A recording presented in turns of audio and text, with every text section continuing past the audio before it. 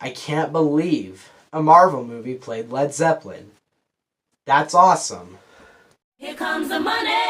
Here we go. Money talk. Here comes the money. Money, money, money, money. Dollar, dollar. Dollar, dollar.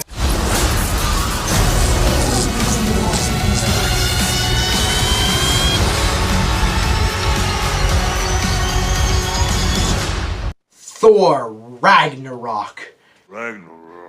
So Thor Ragnarok is the next entry into the Marvel Cinematic Universe, and essentially this movie is about Thor and his stepbrother, or just her sister Helen is like, hey guys, I want to take over your kingdom. So she like murders everybody. That was from the original Thor, and she takes over the kingdom, and Thor and Loki gotta stop her. Now okay, so let me restart that because I started talking before I unpaused it. Was I excited for this movie? Yeah, I was pretty excited. I wasn't like, oh my god, Ragnarok, one of the most anticipated movies of the year. It was more like, okay, another Thor movie. Didn't dig the other two, but it's from a completely different director. The trailer is super weird. And I was like, alright, cool. Okay, first thing I want to say is Chris Hemsworth in this movie is miles better than he's ever been. He's really good in the other Marvel movies, but he is so much fun in this movie. He's cracking jokes. He has the awkward humor. He's great, really well written character. He has a good arc in this movie from this one in Infinity War. And he's just he's a really well written and exciting and fun character. And another character in this movie I really like is the Hulk. He's the best he's ever been, because in this movie, he's not stupid and big. He's like dumb, but he's like, Taika Waititi's like, alright, I know he's dumb, but I'm just gonna have fun with him. But Jesus is the biggest F you to the other Thor movies I've ever seen. This is so much different from Dark Worlds and Thor 1 in that it is one of the most fun movies I saw in 2017. Probably the most just purely, oh my god, that was so much fun movie of 2017. But other than like that fun level, it also is great. This is a freaking great movie. Let's talk about Hela, because she's awesome in this movie. She's not one of the best Marvel villains, but she's really enjoyable. She's having fun in the role. She's not necessarily menacing, but I liked her villain a lot. And I like how this movie's just like, you thought we were going to go, like, further go the direction those Thor movies went? Frick, those Thor movies, they get to die, because we got our own premise here. Spoiler alert for Ragnarok, and that plan is that we're going to kill all of his friends, we're going to destroy his planet, we're going to destroy his hammer, we're going to destroy his hair, we're going to, like, basically change Thor, and we're also going to kill Odin, and Heimdall. Just kidding, he doesn't die. May Heimdall rest in peace. There's another person that needs a little send-off. I don't actually know how to do it, but I'm just going to wave my hand around. May he rest in peace. He's from Thor, and he dies in Infinity War, and you know who he is. Not Heimdall, though. Yeah, the CGI in this movie is freaking great. The planet that he goes onto, the scrap planet, is super cool. It's super colorful and exciting. The fight between him and Hulk is really good. It's really awesome and exciting. The majority of the action scenes in this movie are really good and exciting. And while a lot of people were like, Ragnarok, you see this is the greater symbol, Ragnarok, Homecoming. I'm not one of those guys that thinks it's better than Homecoming. It's not close at all. I mean, it's actually really close to Homecoming. It's not like, it's like they're really close. They're like, I think they're right next to each other on my Marvel list. But I like Homecoming more because I felt more of a connection to it than Ragnarok. Ragnarok was like, holy crap, that was so much fun. This movie is so much better than the Dark Worlds and the original Thor that it's not even a Thor movie anymore. Do you know what I thought when I heard about this? I watched a video like in 2016 about what this movie would be like, and I thought, oh, I don't like that, to be honest. I didn't really like what they were going for with this movie. Not to say it looked bad, but what it looked like to me was it looked like just kind of, alright, we're going dark. That's what it looked like to me from the original, let's say, like the original ideas of what Ragnarok actually was. Sator, I was like, oh, we're taking it a bit seriously, to be honest. Like I don't really dig Thor movies, so I was like, alright, it won't be that great. And then I saw the trailer and I was like, what? And then trailer 2 I didn't even watch, so.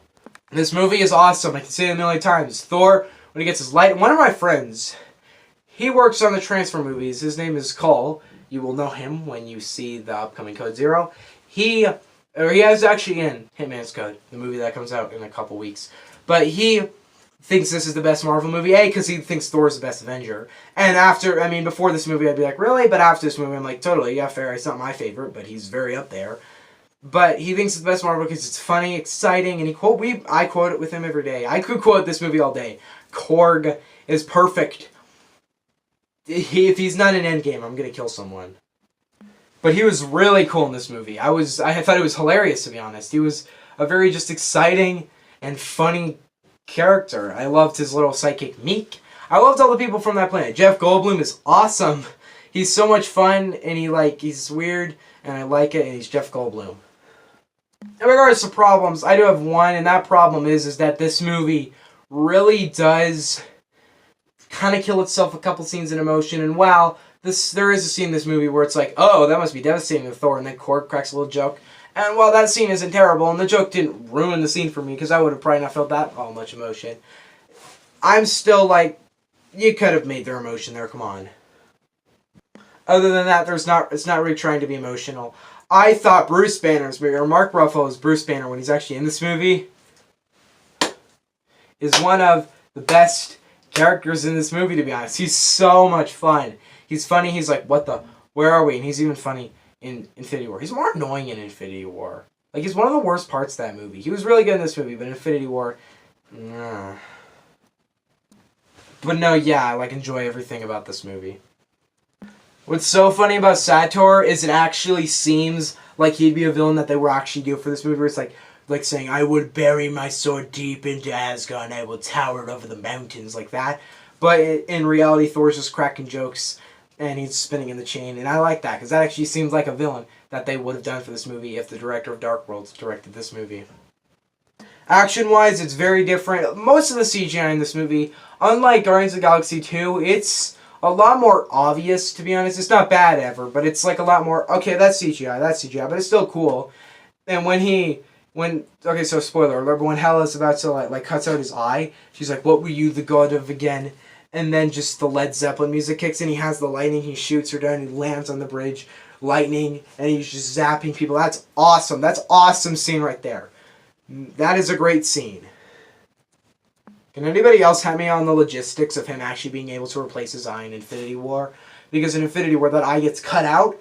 In Ragnarok, that eye gets cut out. There's a reason why it's cut out. There shouldn't be, a clear socket. This is really hurting my eyes, just thinking about this. But there's not, a socket there. She didn't, specifically surgery the eye out. She just sliced a knife. I don't even think she destroyed... I don't think she even got the eye out. I think she just cut it. So I don't know. Maybe they did surgery to remove the eye. I don't know. Whatever, it's so much better than Nick Fury's origin for his eye. Ugh. Guys, overall, Ragnarok is great. It is exciting, fun, enjoyable. It's a great Marvel movie. One of my favorite Marvel movies. This is just part of our Marvel streak. They held it up with Infinity War, Black Panther. They kind of dropped it with Ant-Man and the Wasp. And they dropped it pretty hard with Captain Marvel. But Endgame should hopefully pick it back up. If you can't see the obvious and predictable route I'm about to go on, I obviously don't give this movie a rating.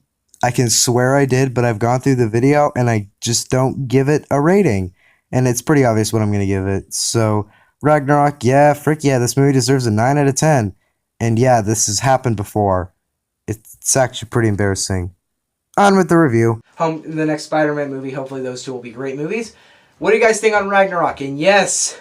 I don't know if Endgame review will come out tomorrow, and the reason why is because I'm going to the theater at 5 o'clock. So the show starts at 6. Probably going to be there an hour early. The movie's 3 hours, so I will be there from 5 to probably about 9 to 10. So I don't know if I'm going to be able to make a review, because that's probably going to be my longest review of all time. Probably crush the Civil War review. So expect a review on Friday, but don't expect one tomorrow. There could be one tomorrow, but I don't know. Bye.